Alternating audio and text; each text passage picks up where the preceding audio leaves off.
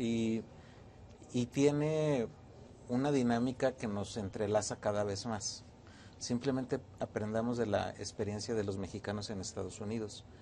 En Estados Unidos tenemos 24 millones de personas mexicanas y esos 24 tienen una interacción con prácticamente cualquier otra familia mexicana en el territorio. Y ese entrelazado social también es cultural, es económico, son remesas. Y lo más importante es que genera interdependencias muy sólidas entre los dos países. Entonces, cuando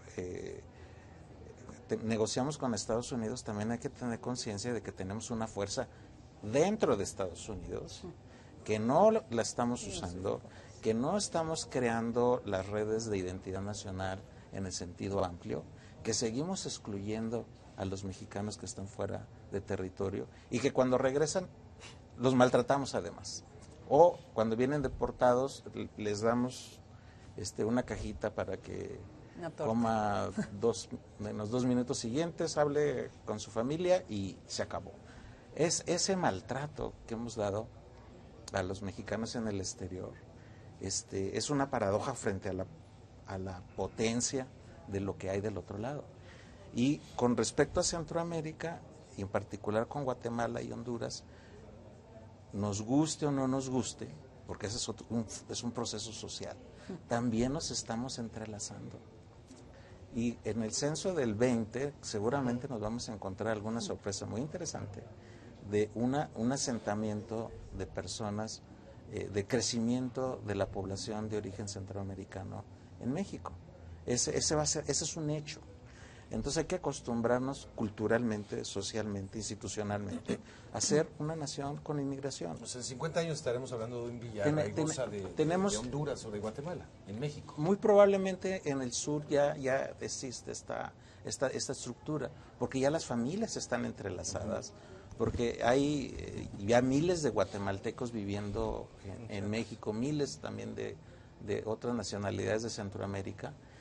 Y ese entrelazamiento también está ocurriendo. Y no estamos culturalmente, aunque domina la solidaridad, domina el hermanamiento, institucionalmente no estamos preparados para ese escenario.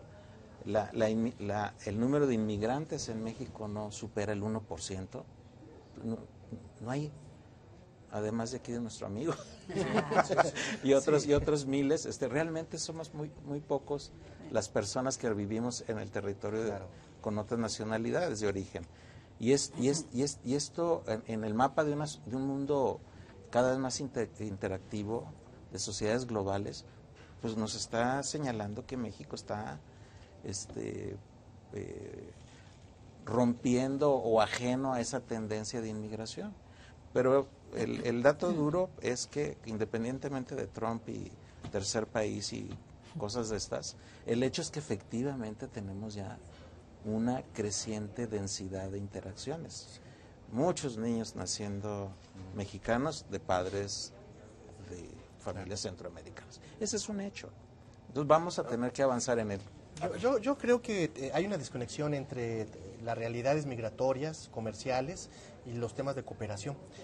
¿Por qué? Porque, como ya se ha comentado, esto ha rebasado la lógica, los tiempos se han acelerado, las redes transnacionales, binacionales, trinacionales, o estos movimientos que están ahí, pero a veces no los vemos o no los queremos ver, han tenido que generar cierto tipo de políticas que no hemos querido. Si bien es cierto, México tenía cooperación con América Latina, con el Caribe y Centroamérica, esa cooperación se dejó a un lado. ¿Hay acuerdos de libre comercio? Sí los hay, pero nunca hemos hablado los términos de intercambio, no solamente con Centroamérica o el Caribe, sino con Estados Unidos. Lo comentábamos hace un momento. Para poder cooperar necesitamos cambiar la lógica de la cooperación. Las ganancias relativas que tenemos son a corto plazo. Tenemos que cambiar la lógica a ganancias absolutas a largo plazo. ¿Qué es lo que tenemos que hacer? Generar ese enramado institucional para poder cooperar.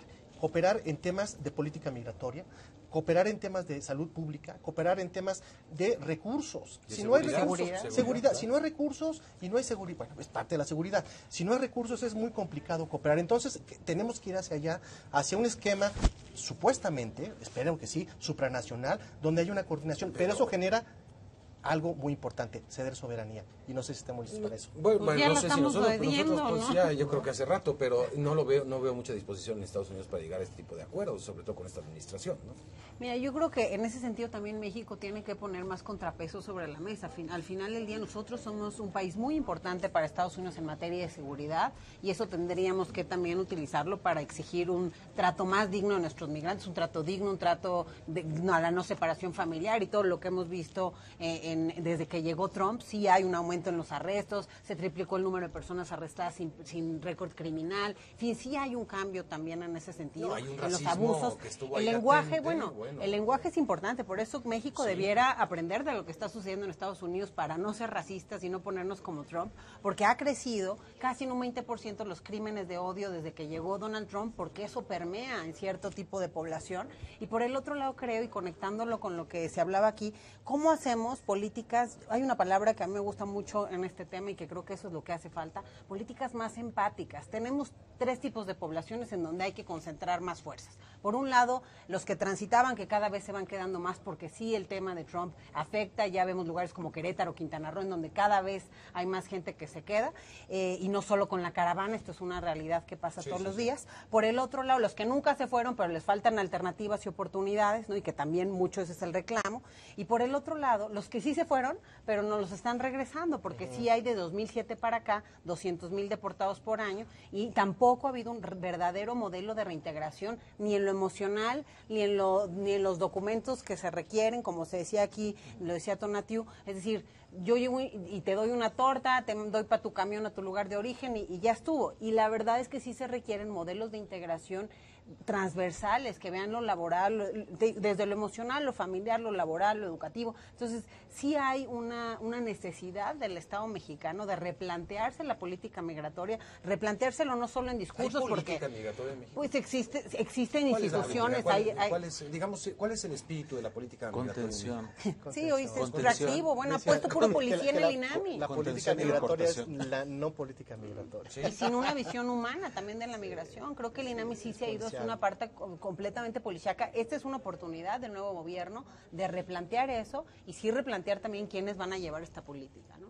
No tenemos un paradigma de política migratoria. Digámoslo así, no tenemos un norte, no tenemos una guía y estamos sujetos a la imposición de una política única por parte del vecino del norte. Pero yo también recurriría a una frase que cuando entré a la universidad me la dijeron muy claramente. Me dijeron que en las curvas de la oferta y la demanda se pierde la moral. Y entonces, ¿qué ocurre en estos casos? Que muchas veces los asuntos se ven como temas económicos o temas de simple soberanía y se queda dentro del propio parroquialismo mexicano.